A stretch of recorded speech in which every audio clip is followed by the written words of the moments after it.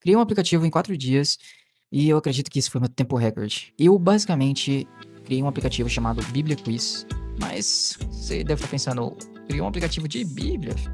Calma lá, pequeno gafanhoto. A ideia veio do sogrão, né? Ele falou pra mim, e se criasse um software, um aplicativo, onde houvessem perguntas da Bíblia e abrangesse de maneira específica e direta, sem dificuldade de entender e tudo mais, e que prenda a pessoa naquilo, né? E eu fiquei pensando, mas se tivesse só perguntas, isso não vai fazer sentido, porque imagina o seguinte, Deus criou o mundo em 7 dias. Pera que eu me perdi aqui. Imagina que a pergunta é assim, em quantos dias Deus criou o mundo? E pra uma pessoa que não entende da Bíblia e não sabe nada, que vive numa caverna e nasceu, sei lá, no ponto Nemo, ela não vai saber responder essa pergunta. Então, como que eu faria isso? Basicamente, eu teria que ter um sistema onde tem dicas pra pessoa se guiar de acordo com a Bíblia, onde tem algumas explicações e onde as perguntas sejam específicas. Então, só fazer perguntas com respostas não seria eficiente para a pessoa aprender de fato. Então, eu tive que colocar a parte intelectual e criativa surgiu de mim, mas a ideia surgiu do sogrão. Para começar, eu rodei o código npx create expo app, porque eu vou usar o React Native para a gente programar o aplicativo. Então eu vou usar a tipagem do TypeScript, e para visualizar o aplicativo, para ficar mais fácil a estruturação e do app e tudo mais, eu usei o Expo. Então, rodando o comando npx create expo app, nesse momento ele faz um milagre, ele já te dá pronto o negócio. Ele cria a pasta, ele coloca as ferramentas que eu vou precisar dentro dessa pasta. Então, basicamente, imagina como se fosse uma casa. Dentro da casa, você recebe a casa, mas sem móveis, sem parede, sem nada. Só as 4 paredes, tá? Pra não dizer que não tem nada. Mas, já tá com cerâmica, já tá com a parede erguida e tudo mais. Você só vai ter trabalho de separar os cômodos dessa casa. Você não vai ter que instalar energia, não vai ter que instalar água, encanamento, nada disso. Você já tem pronto ali. Você só pode entrar, botar um colchão e usar. Entendeu? Quando eu abri o projeto, eu tinha que organizar as pastas. Então, qual que foi a ideia das pastas? Basicamente, eu tenho que olhar elas como se fossem os cômodos. Então, a primeira coisa que eu fiz foi criar a pasta app. Imagina que a pasta app é o conjunto de todos os cômodos da casa. Em teoria, cada tela é um cômodo, cada rota é uma porta. Quando o usuário ele vai trocar de tela, é como se ele estivesse andando de um quarto pro outro. Basicamente é isso, sabe? O React com Expo deixa isso muito fácil, sabe?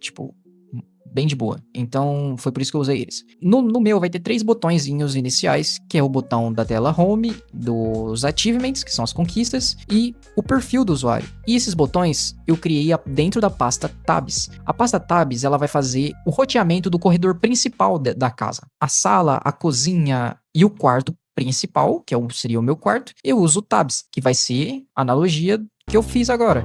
Home, Achievements e Profile.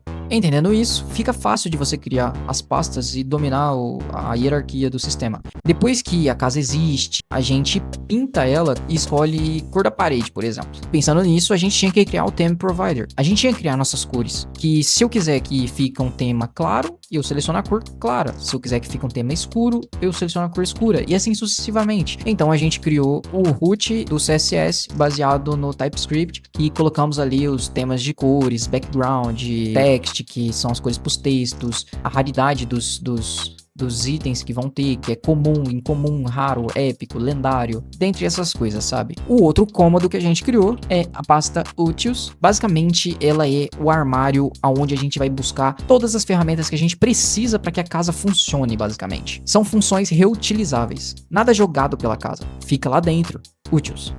Sempre que eu preciso de algo específico, eu não reinvento a roda, vai estar lá, eu só puxo o dado e reutilizo. Então, basicamente é isso. Antes da gente criar, de fato, as coisas, a gente precisa criar a tipagem dele, afinal estamos usando o TypeScript. Então a gente cria o arquivo types.tsx dentro de Utils, que são as regras. Levando para a analogia que a gente tem, levando para essa analogia de casa, essa analogia maluca que eu fiz, são as regras onde você pode pisar, o que é frágil, o que é pesado, o que é leve e etc, certo? É como colocar etiquetas invisíveis dizendo isso aqui é uma pergunta, isso aqui é uma resposta, isso aqui é uma pontuação, entendeu?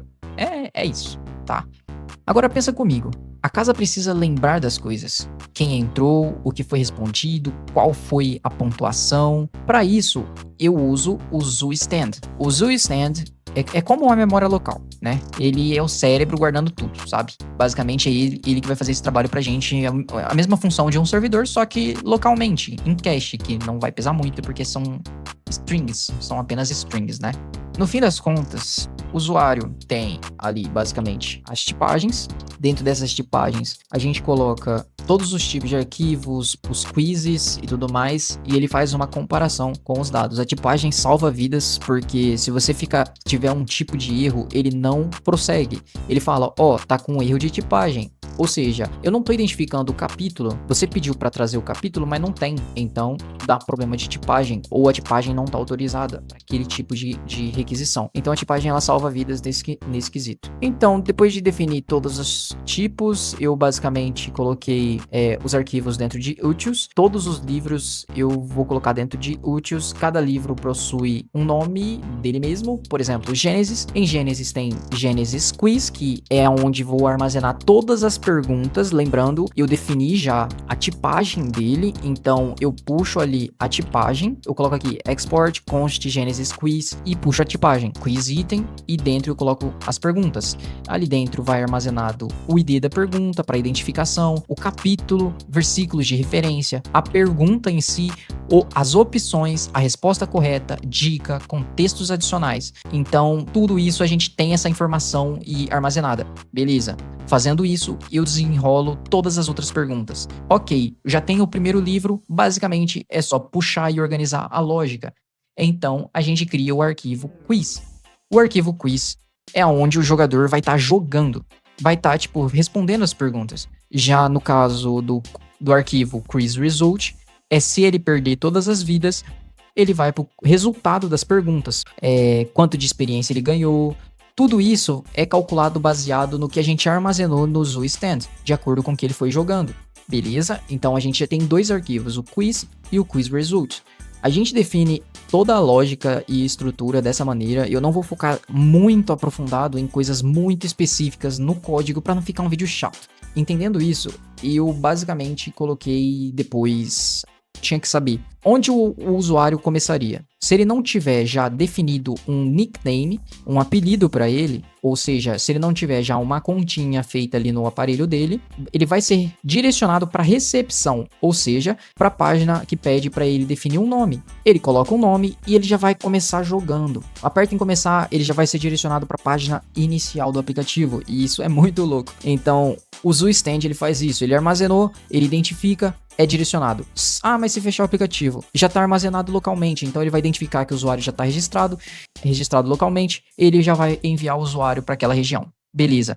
Entendendo isso, a gente consegue administrar de maneira mais fácil e mais dinâmica o nosso aplicativo. Então eu fiz a parte de conquistas, depois eu passei para a parte de perfil, depois eu defini o app.json, que basicamente é o que diz o que é o aplicativo, os pacotes, o que a gente vai pedir autorização para o usuário e etc. São várias coisas, a versão do código.